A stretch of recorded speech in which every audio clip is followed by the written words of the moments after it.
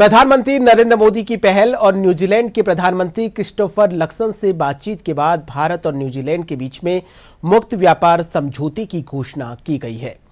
केंद्रीय मंत्री पीयूष गोयल ने ये जानकारी देते हुए बताया कि इस समझौते के तहत 15 साल में 20 अरब डॉलर के निवेश का लक्ष्य रखा गया है। उन्होंने बताया कि इस समझौते से दोनों देशों के बीच में कृषि के क्षेत्र में सहयोग बढ़ेगा। ये समझौता आर्थिक और रणनीतिक लिहाज से मील का बड़ा पत्थर साबित होगा। प्रधानमंत्री नरेंद्र मोदी की पहल पर भारत और न्यूजीलैंड के बीच में मुक्त व्यापार समझौते की घोषणा की गई है। इस समझौते पर अधिक जानकारी देने के लिए हमारे साथ जुड़ रहे हैं अंतर्राष्ट्रीय आर्थिक मामलों के जानकार विक्रांत सिंह। आइए विक्रांत जी से बात करते हैं। जी विक्रांत जी, बहुत बहुत स्वागत है हमारे डीडी न्यूज राजस्थान के इस प्राइम टाइम न्यूज बुलेटिन में। धन्यवाद विकास जी। विक्रांत जी, आज भारत और न्यूजीलैंड के बीच में बहुत बड़ा समझौता हुआ है। 15 साल में 20 अरब डॉलर का जो निवेश है उसका लक्ष्य निर्धारित किया गया है। आर्थिक मामलों के जानकार होने के नाते आप इन चीजों को, इस समझौते को किस तरीके से देखते हैं? जी विक्रांत जी। विकास जी, भारत के लिए की ऐतिहासिक समझौता है। पिछले कुछ सालों में ये 7वां बड़ा एफटीए है जो हमने किसी विकसित देश के साथ साइन किया है। अभी प्रधानमंत्री जी ओमान यात्रा पे गए थे, ओमान के साथ भी हमने एक एफटीए साइन किया है।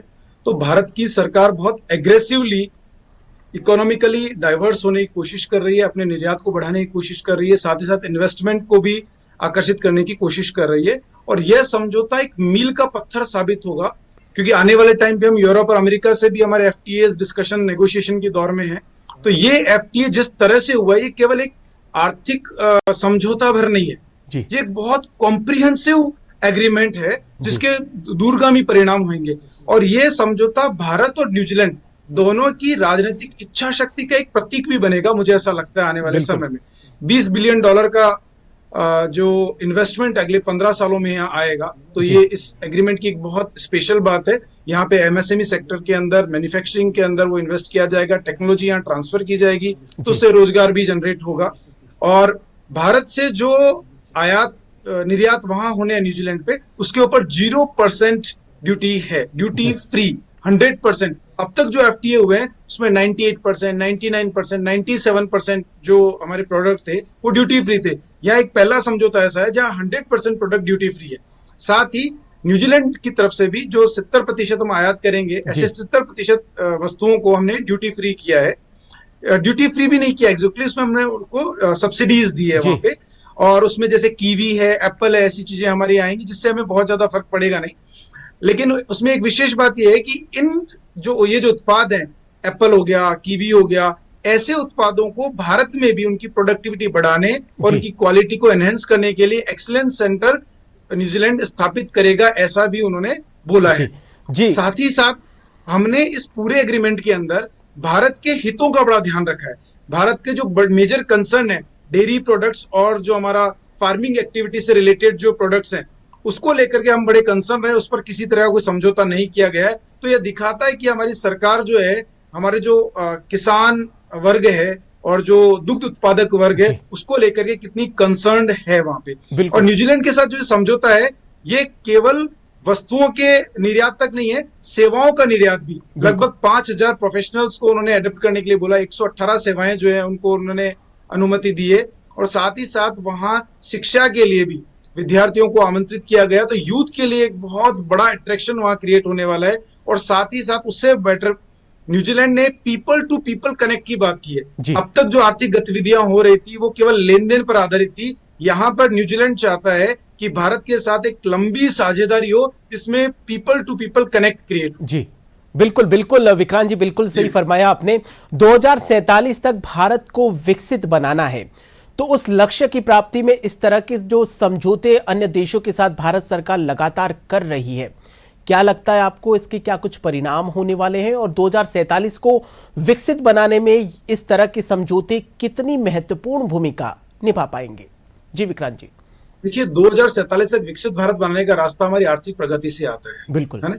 अगर हमारा जो एक्सपोर्ट्स है वो हमें मैनीफोल्ड बढ़ाना पड़ेगा। और अभी बोला भी है, जो न्यूजीलैंड के साथ हमारा ये एफटीए हुआ है, इसमें 5 साल के अंदर हमारे व्यापार को दुगना करने का लक्ष्य है। बहुत एम्बिशियस ये लक्ष्य है और मुझे लग रहा है हम इसको प्राप्त भी कर लेंगे। जिस तरह की राजनीतिक इच्छा शक्ति दोनों देशों की तरफ से दिखी है, उससे ऐसा देख करके लग रहा है। और अभी जो एक ये ट्रम्प पॉलिसीज या ट्रम्पेनोमिक्स जो भी दुनिया के अंदर चले, ट्रम्प इकोनॉमिक्स जो दुनिया के अंदर चल रही है, इसने सभी देशों को नए सिरे से अपने आर्थिक रिश्ते गढ़ने के लिए मजबूर कर दिया है। और मुझे लगता है न्यूजीलैंड का जो राजनीतिक नेतृत्व है वो भी इसी दिशा में सोच रहा है। और भारत को मुझे लगता है कि इस जो ये परिस्थिति है इसका बहुत फायदा होगा।